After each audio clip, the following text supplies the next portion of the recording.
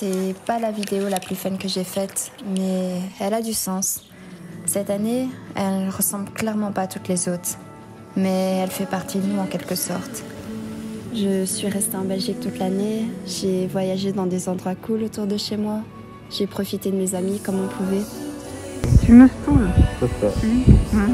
Et j'ai appris plein de trucs. J'ai aussi trouvé un travail qui me plaisait. Tout ça quoi.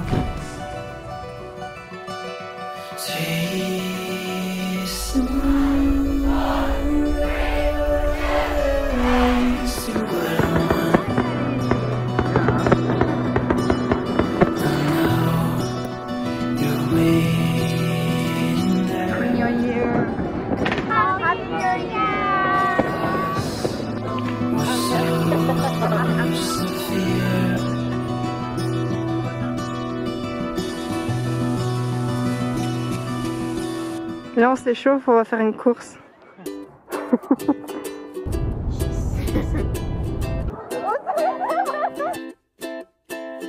We are in Amsterdam, buddy.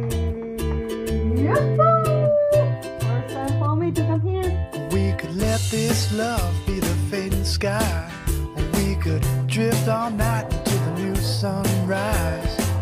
Pass me a drink or maybe two, one for me and one for you, and we'll be There's a DJ at the grocery store. free, free, free. Et puis ça y est, on était parti pour une longue période d'attente et d'incertitude, avec énormément de doutes. J'ai passé des mois à chercher un travail en pleine pandémie. J'ai envoyé tellement de candidatures sans réponse. Mais j'ai aussi pris le temps pour créer mon blog et enfin, j'en suis trop contente. Ça y est, mon blog est en ligne. Et puis la vie a commencé à reprendre. C'est les petits dîners qu'on se faisait à la maison. C'était bien d'aller courir. On a pu recommencer à courir. Retourner chez des amis en petite bulle. Voilà, merci Clarisse.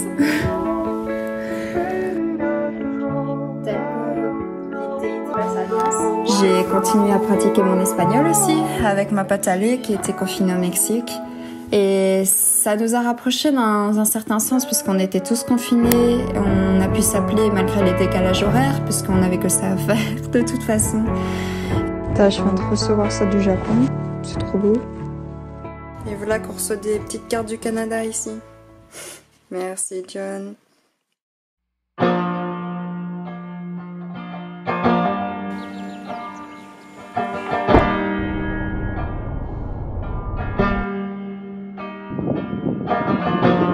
Good appétit Tate.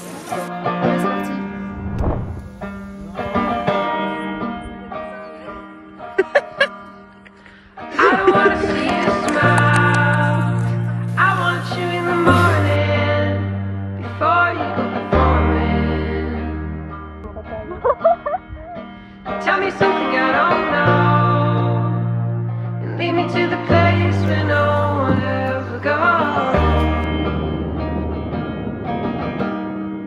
and let me go under your skin. Bon, du coup, petit aparté pendant cette vidéo. En fait, je me suis rendu compte que j'ai été vraiment hyper nostalgique pendant cette période de coronavirus, nostalgique des voyages. Ça fait un an et demi que je suis plus vraiment partie, donc j'ai été très nostalgique. Et le pire, c'est vraiment de cette période du Canada parce que je suis partie il y a 3 ans à un séjour linguistique.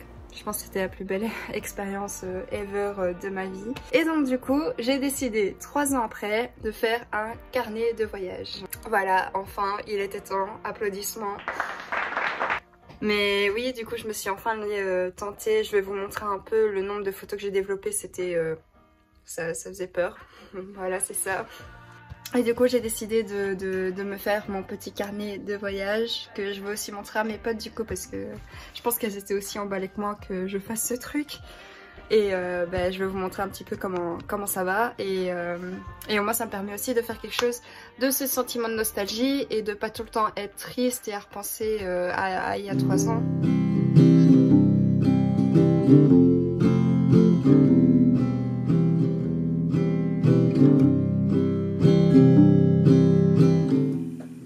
coup je vous retrouve pour... juste ça peut être sympa de vous montrer un petit peu comment ça se passe. J'ai déjà commencé à faire ce carnet. Donc à y mettre toutes les photos.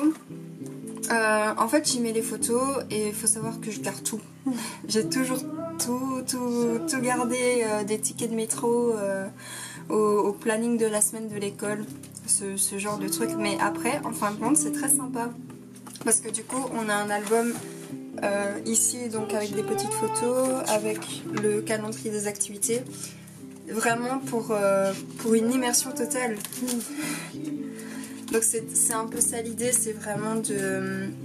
En fait à chaque fois je me dis, je pense à quand je serai plus vieille et que je montrerai ça à mes enfants, petits-enfants. Oh regardez ce que mamie elle a fait. Et du coup je pourrais vraiment leur montrer même les anciens tickets. Ouais, j'ai même mis des petites enveloppes parce qu'il n'y avait pas assez de pages pour mettre toutes les photos. Et du coup j'ai des enveloppes comme ça avec des photos en plus. Je me dis que ça rajoute un petit côté... Je sais même pas quoi dire, c'est comme pour les livres pour enfants en fait. On pouvait ouvrir des petites pages et tout. C'est didactique, vous voyez. Donc j'ai des côtés qui c'est très minimaliste, hein. Il n'y a pas grand chose, mais je vais commencer à découvrir un petit peu maintenant. Et je vais continuer mes photos parce que là j'étais arrivée à la fin du voyage. Parce que après Toronto j'ai été à Ottawa pendant 1 mois, travailler pour une association sur l'écologie.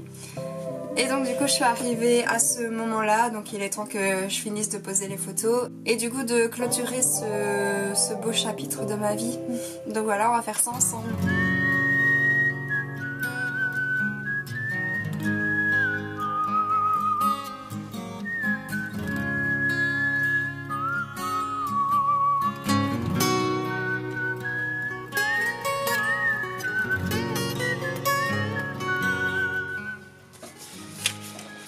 Il me faut un E.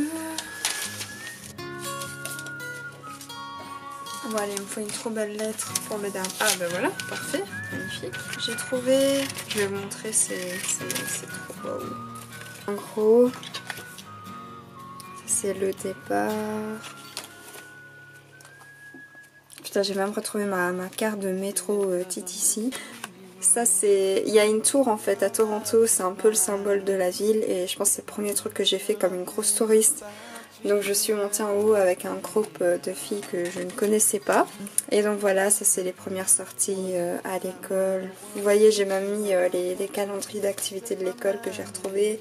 C'est la carte du métro que j'ai retrouvée aussi. Je me suis dit putain, en fait j'ai vraiment tout gardé. En vrai je suis contente parce que ça fait un souvenir... Ça fait vraiment un souvenir de fou. J'adore cette photo. Donc comme vous l'avez vu dans mes vidéos, hein, c'est Miwa, notre petite japonaise, Ale la mexicaine et moi la bonne grosse belge. Mais attendez, ah oui ça c'est Montréal. Montréal. Donc ça c'est la fin de Montréal et ça c'est mon dernier jour à l'école. Donc voilà, the end. À Ilac, un match de baseball, le ticket.